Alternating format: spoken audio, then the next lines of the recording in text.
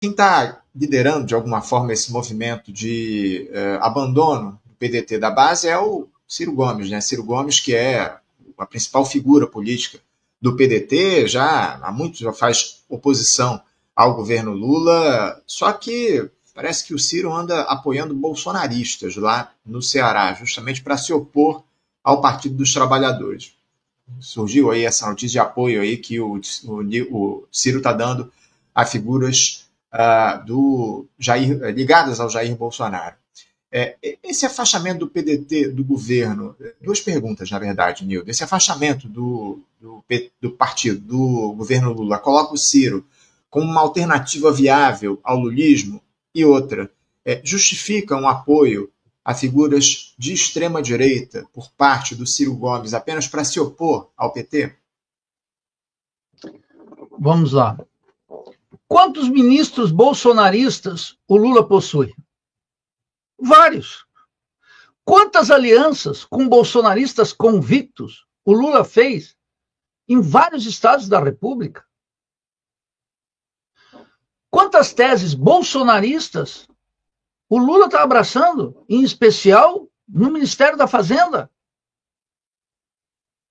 Quais são os pontos do bolsonarismo que o Lula adotou na política externa, execrando a Venezuela, reconhecendo a fraude no Equador? O que é o bolsonarismo? Uma doença que afeta exclusivamente o Ciro no Ceará? Não.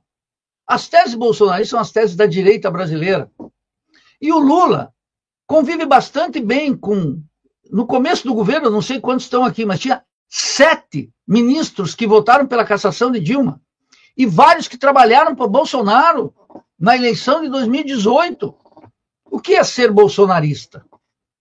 Então, vamos lá. A Ciro, o que é de Ciro? Ciro mantém uma independência e uma oposição clara ao governo Lula. É um mérito.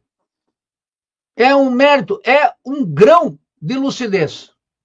O que vai acontecer com o governo e com o fato de que a bancada do PDT anunciou que se retira da base aliada? Absolutamente nada.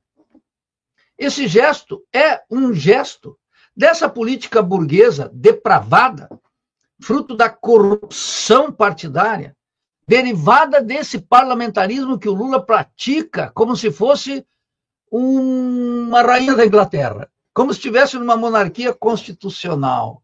E como se o parlamentarismo tivesse virtudes na periferia do sistema capitalista, e como se o Lula mesmo não estivesse sabotando todo santo dia as virtudes do presidencialismo latino-americano. Que ele renuncia, não porque ele é um homem de profundas convicções parlamentares, não! É porque ele é um homem servil à classe dominante, aos banqueiros, aos latifundiários, aos grandes comerciantes, aos industriais decadentes, à Embaixada de Washington e ao Vaticano. Está lá hoje, né? Está lá rezando, no Vaticano. Percebe? Então, a decisão da bancada do PDT tem efeito prático algum, exceto alimentar o cinismo partidário e a desconfiança pública em relação aos partidos. Por quê? O PDT vai atuar naquela toada do bom mocismo. Se os projetos forem bons, nós votamos. Se os projetos forem ruins, nós recusamos. Agora, o PDT, há muito, não é um partido com programa definido. Tanto é assim que o Lula vai lá, escolhe um deputado de 5ª categoria para assumir o ministério, que é recusado, inclusive, por seus pares parlamentares. O Ciro, quero dizer aqui, hein, tem uma virtude extraordinária. A propósito da corrupção, o Ciro tem 10 mil vídeos dele dizendo que a Codevasp é um centro de corrupção. Mas isso já lá no primeiro dia de governo. No primeiro dia de governo. O Ciro conhece as estruturas estatais, alertou 1000 vezes. O que nós depois? Corrupção. E eu quero dizer, não é só no INSS e na Codevasp, etc. E na administração da dívida pública? E nos grandes ministérios? E na saúde e na educação? Será que não tem nada? Será que é pequenas coisinhas? Quais são os sistemas efetivos de controle?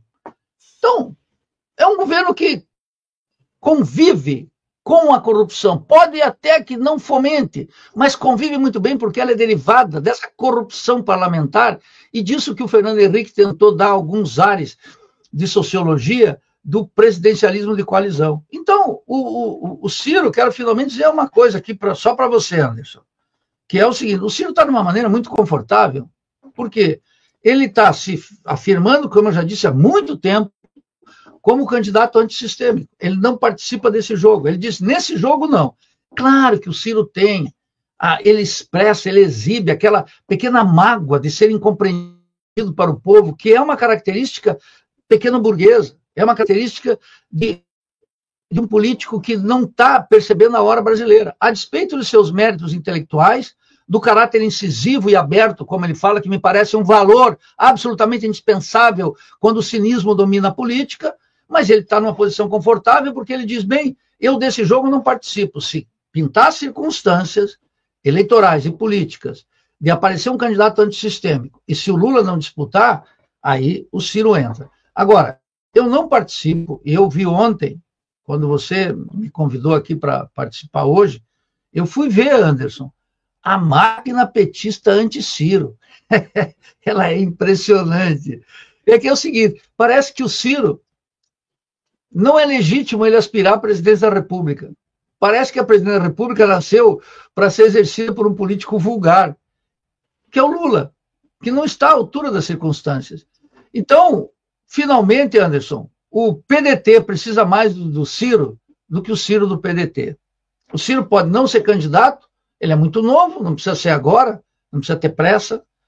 Pode deixar esse sistema queimar ainda mais a sua imagem diante da imensa maioria do povo, a despeito de estar queimando o Brasil, a riqueza do Brasil, vidas de brasileiros, a miséria, a exploração, a alienação cultural, a dependência científica e tecnológica, a concentração da propriedade urbana e rural, a ampliação da fronteira agrícola com crimes ecológicos, o aprofundamento da dependência como nunca antes visto nesse país.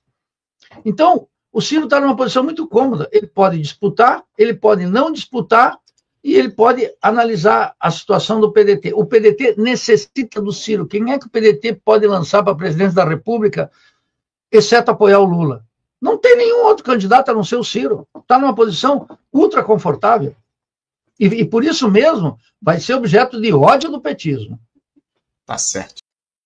Sem dúvida alguma. Mas veja, isso foi apresentado aqui no programa. Eu quero registrar pelo Frei Beto como uma conquista do governo. Não parou sequer para analisar que, num sistema que não tem nenhuma regulação, e que, a propósito, é feito para não ter nenhuma regulação, é claro que isso seria objeto de aprofundamento da superexploração. Vamos lá. O juro nasce da onde? O juro nasce do lucro. E o lucro nasce da onde? Do lombo do trabalhador. Eu poderia explicar aqui com o tomo 3 do Capital do Marx, mas aqui está todo mundo entendendo. Então, o que acontece? As formas de exploração têm a ver com a intensidade do trabalho, prolongamento da jornada de trabalho, salário rebaixado, remunerar a força de trabalho abaixo do seu valor, um conjunto de coisas. Mas também explorando ele pela taxa de juros, empurrando milhões de trabalhadores que sabidamente estão endividados.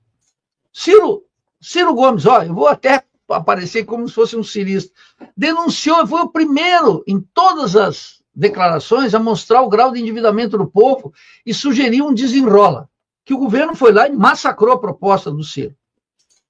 Percebe?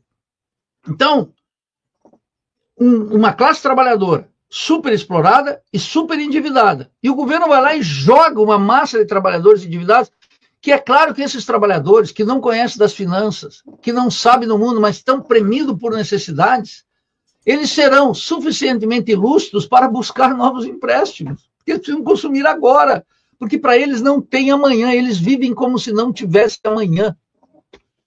É claro que a consequência clara seria que eles buscariam se endividar mais, não porque são irresponsáveis, não, porque eles não têm outra alternativa. E o governo jogou eles para a fúria dos bancos. E os bancos vão lá, metem a faca no trabalhador, endividam ainda mais, escravizam ainda mais, roubam suas pequenas propriedades, se for o caso deles ter alguma propriedade, concentram ainda mais a riqueza. Essa foi a jogada. E claro, como o sistema não tem nenhuma regulação, porque o Banco Central, absolutamente autônomo e independente, é uma virtude reconhecida por Lula, Galípolo e Haddad, Gleisi Hoffmann e todos os demais, todos eles, e como eles não têm nenhuma medida para controlar qualquer coisa que tenha a ver com o rentismo, que interessa aos banqueiros, portanto, a fração bancária, e a todas as demais frações, a fração agrária, a fração comercial e a fração industrial decadente, eles não podem regular nada do sistema.